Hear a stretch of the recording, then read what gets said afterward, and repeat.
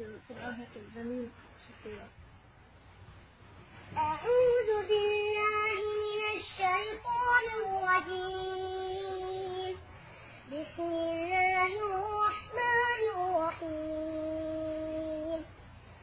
الرحمن علم القرآن خلق الإنسان علمه البيان.